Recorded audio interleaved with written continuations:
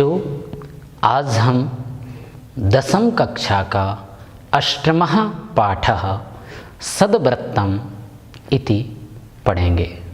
सद्वृत्तम् का शाब्दिक अर्थ होता है अच्छे आचरण वाला या अच्छे आचरण वाले। आयुर्वेदः न केवलं विशिष्टा चिकित्सा पद्धति। आयुर्वेद न केवल विशिष्ट चिकित्सा पद्धति है, अपितु जीवन दर्शनम अपि अस्ति। अपितु आयुर्वेद जीवन दर्शन भी है। आयुर्वेदे वर्णिताः सिद्धान्ताः जीवनशैलीमपि प्रदिशन्ति। आयुर्वेद में वर्णित सिद्धांत जीवन शैली प्रदिशन्ति, हमें प्रदर्शित, हमें किस तरह के सिद्धांत, हमें कब क्या करना चाहिए, हमारी जीवन शैली किस तरह की होनी चाहिए, यह सब बातें हमें आयुर्वेद से प्राप्त होती हैं। आयुर्वेदोपवेदेशानुसारम, आयुर्वेद के उपवेद के अनुसार आचरणम कृत्वा नरः, व्यक्ति आयुर्वेद के बताए हुए उपदेशों के अनुसार यदि आचरण करे तो अस्मिन् लोके, इस लोक में स्वास्थ्य लाभम अनुभूय मोक्षम याति, स्वास्थ्य लाभ प्राप्त करके मोक्ष को निश्चित ही प्राप्त करता है। अतः स्वास्थ्य शिक्षायै, स्वास्थ्य शिक्षा में चरक संहिताया, चरक संहिता में स्वास्थ्य शिक्षा के लिए चरक संहिता में इंद्रिय उपक्रम मोक्तस्य सद्वृत्तस्य वर्णनम पाठे प्रदत्तम। बोलते हैं इंद्रियों को किस तरह हम अपने बस में करके इंद्रियों की परिशुद्धि के लिए हम सद्वृत्त का, अच्छे आचरण का, आयुर्वेद के अनुसार बताए हुए आचरण के अनुसार यदि हम चलेंगे, वही सब हमें इस पाठ में बताया गया है। आत्महितम, आत्महितम का शाब्दिक अर्थ है अपना हित। आत्महितम चिकीर्षता सर्वेण सर्वं सर्वदा स्मृति मास्थाय सद्वृत्तम अनुष्ठेयम। आत्महितम, अपने हित के लिए।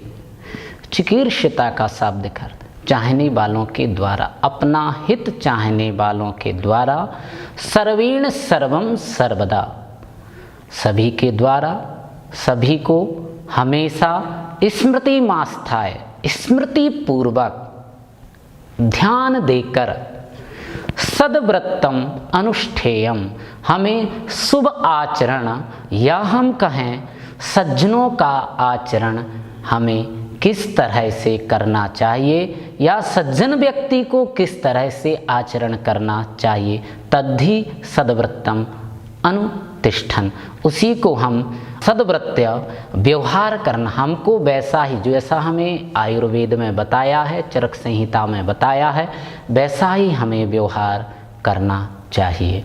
मानवः युगपद, मानवः मतलब मनुष्य, युगपद एक साथ अर्थद्वयम संपादयति, दोनों ही अर्थ सिद्ध करता है। अब दोनों ही अर्थ क्या सिद्ध करता है? वह है आरोग्य लाभ। एक तो आरोग्य, दूसरा यदि हम रोगी हैं तो उससे हमें किस तरह से लाभ मिल सकता है। इंद्रिय विजयम च, और हम इंद्रियों पे किस तरह से, इंद्रियों पर किस तरह से हम विजय प्राप्त कर सकते हैं, यही पाठ में बताया है। तद यथा, अब क्या है? देव गुरु वृद्ध सिद्धाचार्य अनर्चयेत। देव देवताओं, गुरु वृद्ध सिद्ध आचार्य, इनका हमें नित्य या हमेशा ही इनका वंदन करना चाहिए, अर्चन करना चाहिए, पूजना चाहिए। नानृतम ब्रूयात, हमें कभी भी बच्चों, हमें कभी भी झूठ नहीं बोलना चाहिए। नान्यस्वम माददीत, ना अन्य व्यक्ति से हमें, किसी से भी हमें मिथ्या नहीं बोलना चाहिए। ना वैरम रोचयेत, हमें शत्रुता नहीं करनी चाहिए। ना कुर्यात पापम, हमें पाप भी कभी नहीं करना चाहिए।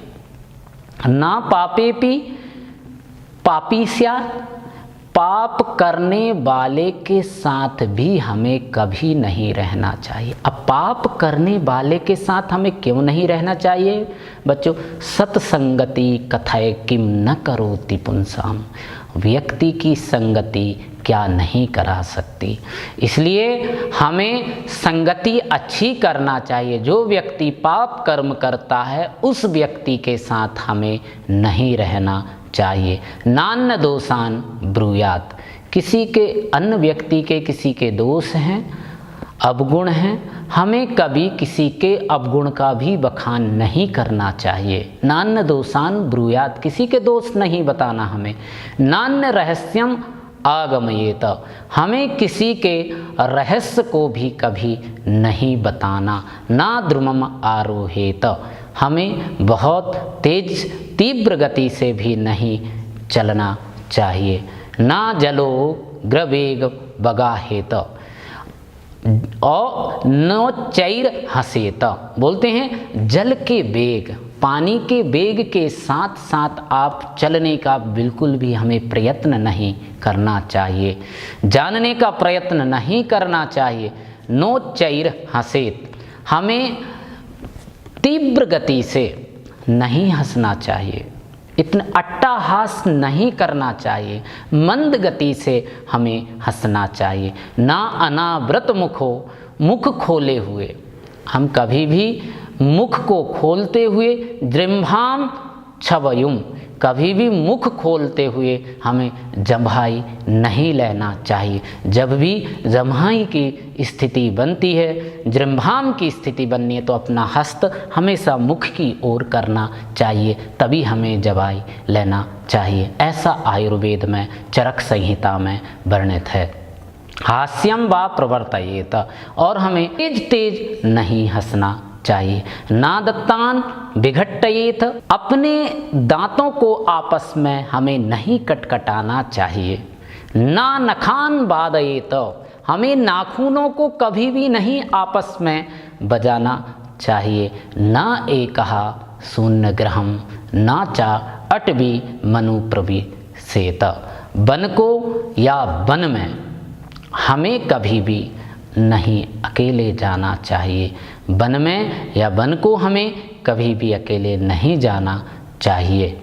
नोत्तमैर विरुद्धेत, महापुरुष लोगों का हमें कभी विरोध नहीं करना चाहिए। महापुरुष लोगों ने यदि हमें सद्मार्ग बताया है, उनके मार्ग पर चलना चाहिए, उनके मार्ग को हमें कभी गलत नहीं साबित करना चाहिए। ना अवरा नुपासित, नीचों को, अवरा का तात्पर्य है, अवरा का अर्थ है नीचों को या दुष्टों को, इनसे हमेशा हमें दूर रहना चाहिए। ना साहसाति स्वप्न प्रजागर स्नान पानाय न्यासेवेत, अपनी शारीरिक क्षमता से अधिक। ना साहसाति स्वप्न, अपनी शारीरिक क्षमता से अधिक।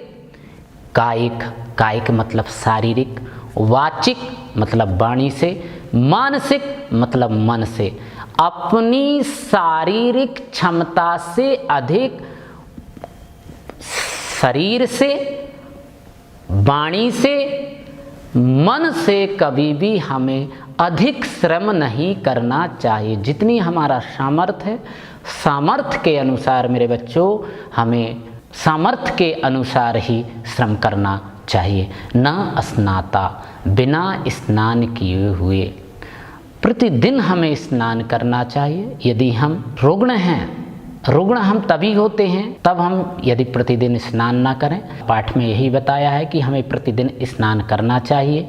नोपहत वासा, बिना शुद्ध वस्त्र धारण किए हुए, जब तक कि हम शुद्ध वस्त्रों को धारण ना कर लें तब तक हमें नहीं रहना चाहिए। स्नान के बाद हमें शुद्ध वस्त्र प्रतिदिन धारण करना चाहिए। ना अजपीत्वा ना आहूत्वा देवताभ्यो, बोलते हैं बिना जब तक ईश्वर को दिए हुए, बिना देवताओं को अर्पण किए हुए, बिना अतिथि को अर्पण किए हुए, बिना भोग लगाए हुए, नानी रूप भोग लगाए बिना हमें भोजन कभी नहीं करना चाहिए। हम यदि भोजन करने बैठते हैं, पहले देवताओं को हमें भाग निकालना चाहिए। हमारे यहाँ कोई अतिथि आया है तो पहले उसके भोजन होना चाहिए, पहले ईश्वर को हमें भोग लगाना चाहिए, उसके बाद व्यक्ति को स्वयं भोजन करना चाहिए। पितृभ्यो ना दत्वा, बिना दिए, पितृभ्यो ना दत्वा, बिना दिए हुए, गुरुभ्यो ना अतिथिभ्यो, नोपाश्रितेभ्यो ना प्रक्षालित पाणिपाव वदनः, ना शुद्ध मुखा नोदंग मुखा, न विमना न पात्रिष्वमेधासु, न कुत्सन्नम कुत्सितम न प्रतिकूलोपहितम अन्नम आददीत। बहुत सुंदर बात कही है। नोपाश्रितेभ्यो, हमारे ऊपर जो आश्रित हैं, हमारे ऊपर जो डिपेंड है, ना प्रक्षालित पाणिपाव वदनः, और बोलते हैं जो हमारे ऊपर आश्रित हैं ऐसे व्यक्तियों के लिए भी हम उनकी हमेशा हमें मदद करते रहना चाहिए। ना प्रक्षालित पाणि पाद वदनः ना शुद्ध मुखः, बोलते हैं आप पैरों को धुलकर बिना, और नोदंग मुखा, बिना उत्तर दिशा को मुख किए हुए, ना विमना न पात्रिष्वमेध्यासु, गंदे अपवित्र पात्रों में, बोलते हैं बिना उत्तर दिशा को मुख किए हुए और अपवित्र पात्रों में, ना कुत्सिन्न, निंदा करते हुए, हमें कभी किसी की निंदा नहीं करना है। निंदक न्यारे राखिए आंगन कुटी छवा। तो निंदा हमें कभी भी किसी भी व्यक्ति की निंदा नहीं करना चाहिए। कुत्सितम, निंदित भोजन, बोलते हैं कभी भी हमें कुत्सित अन्न, निंदित भोजन या वासा भोजन, जो रात का बचा हुआ भोजन है वो, अपत्य अन्न, और जो जहाँ का अन्न हमें नहीं खाना चाहिए वहाँ का भी अन्न हमें कभी भी नहीं खाना है। ना प्रतिकूलोपहितम, प्रतिकूल शत्रु पुरुष के द्वारा दिया गया अन्न। शत्रु यदि आपको कोई अन्न देता है तो उस अन्न को हमें कभी भी नहीं खाना, क्योंकि शत्रु है। शत्रु हो सकता है कि उस अन्न में विष मिला के आपको दे। अन्नम आददीत ना नक्तम, रात्रि में कभी भी दधी भुंजीत, रात्रि में कभी भी हमें दधी नहीं खाना चाहिए। ना स्त्रियम आजानीत, स्त्रियों का कभी भी हमें अपमान नहीं करना है। कोई भी स्त्री हो, चाहे हमारे घर की स्त्री हो, चाहे दूसरी स्त्री हो, स्त्री समुदाय का हमें कभी भी अपमान नहीं करना चाहिए।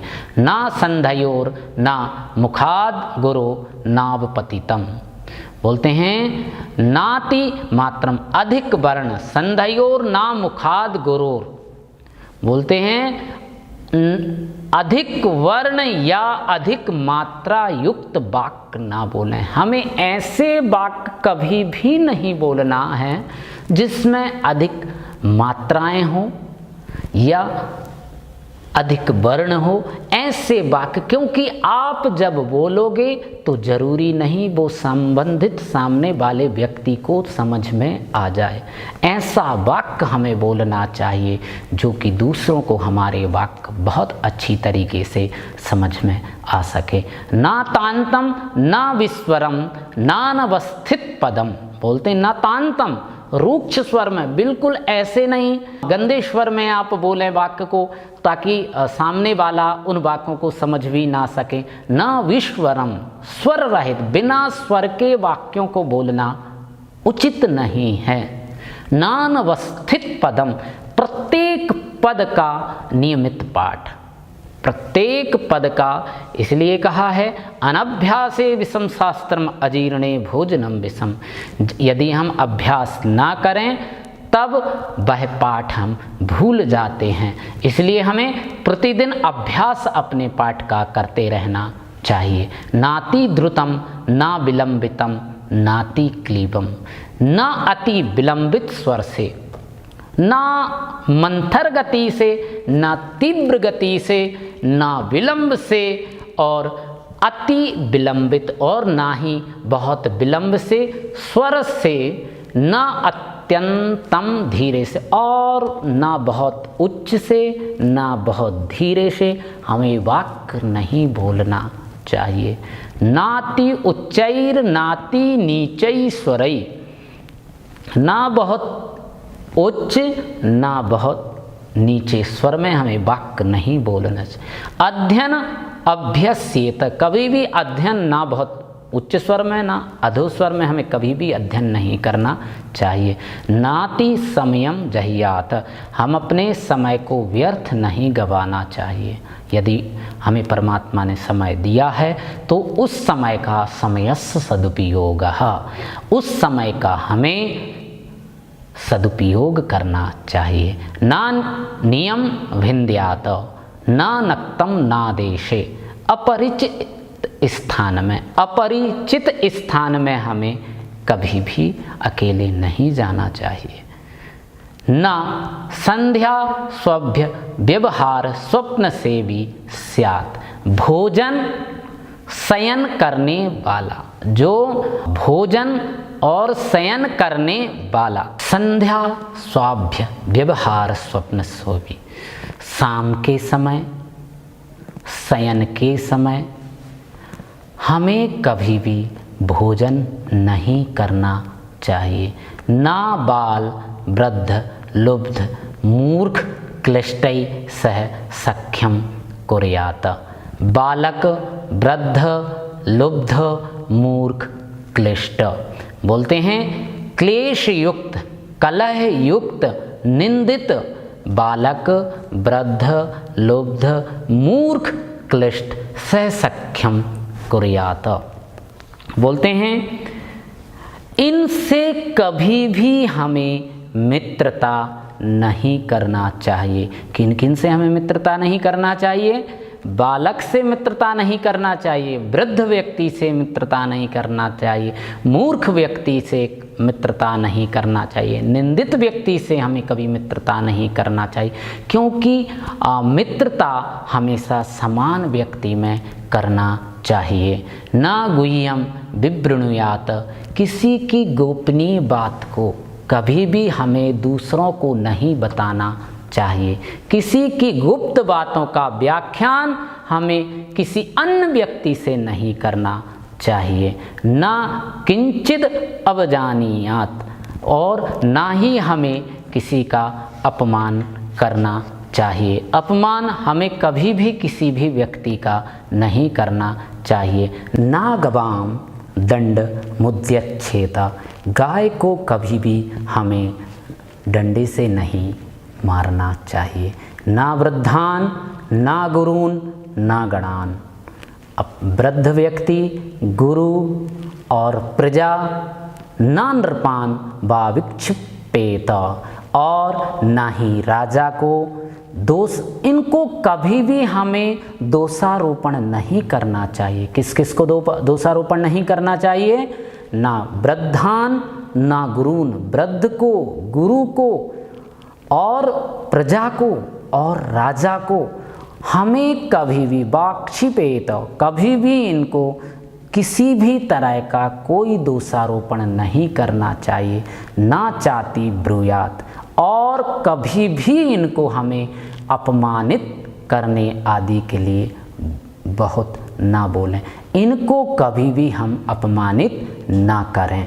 ना बांधवानुरक्त कृच्छ द्वितीय गुह्य ज्ञान वहिस कुर्यात, बोलते हैं बांधवानुरक्त कृच्छ, आपत्ति काल में जो हमारे सहायक, कृच्छ का शाब्दिक अर्थ है आपत्ति काल में जो हमारे सहायक हुए हैं, गोपनीय बातों को जानने वाले लोगों को, बंधु बांधव अनुरक्त, द्वितीय गुह्य ज्ञान गोपनीय ज्ञान वहिस कुर्यात, जो हमारा गोपनीय ज्ञान जाते, हमारी गोपनीय बातों को जानते हैं, उन लोगों से हमें कभी भी बैर नहीं करना चाहिए, उन लोगों से कभी हमें शत्रुता नहीं करना चाहिए।